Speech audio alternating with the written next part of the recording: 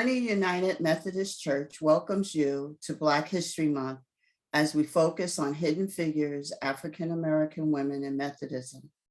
Today's featured presentation explores the life of the Reverend Jarena Lee.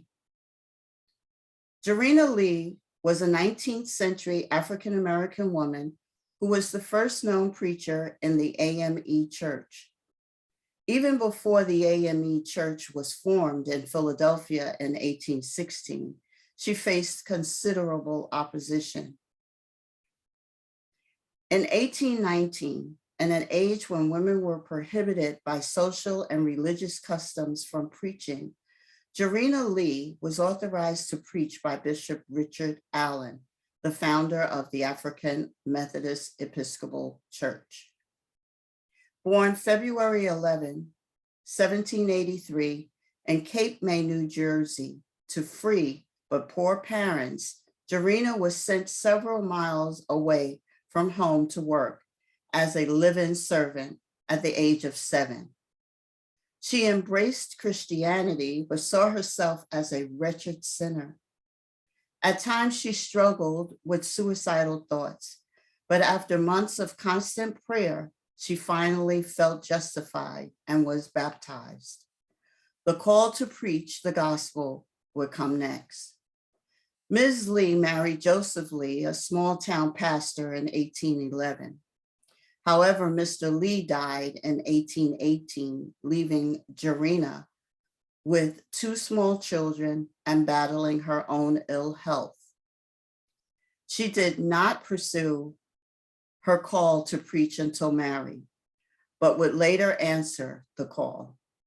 In 1819, Ms. Lee attended a service where a man was preaching from the book of Jonah, but she perceived that he had lost the spirit, so she took over. She wrote, "I now sat down, scarcely knowing what I had done, being frightened. I imagined that for this indecorum, as I feared it might be called, I should be expelled from the church. But instead of this, Bishop Allen rose in the assembly and related that I had called upon him 8 years before, asking to be permitted to preach, and that he had put me off, but that now he as much believed that I was called to do that work as any of the preachers present." Even though Allen gave his blessings, Lee would face adversity, not only because she was Black, but also because she was a woman.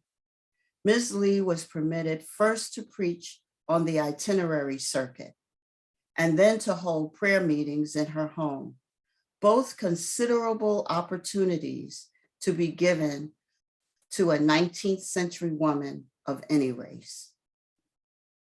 Ms. Lee preached throughout New Jersey, Pennsylvania, New York, Ohio, and Canada. However, the first of her travels would be as an itinerant preacher and would take her back to her birthplace in Cape May, New Jersey.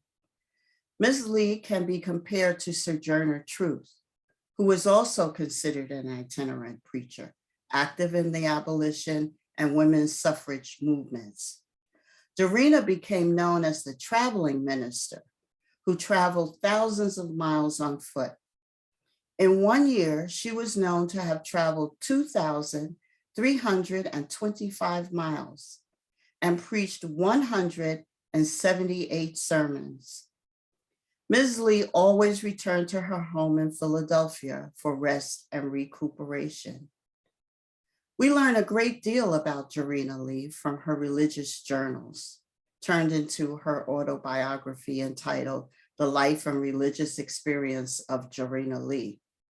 Her journal entries were distributed during camp meetings, organizational meetings, and on the street, with the proceeds helping to pay for her travels. In 1839, she had additional copies of the journals printed with an expanded version entitled Religious Experience and Journal of Mrs. Jarena Lee. This version of her autobiography gives an account of her life up to her 50th year. There is little information pertaining to Ms. Lee's later years or her death. However, she made sure her journal entries provide a great deal of insight into her efforts to overcome limitations that she faced due to a racist and sexist culture.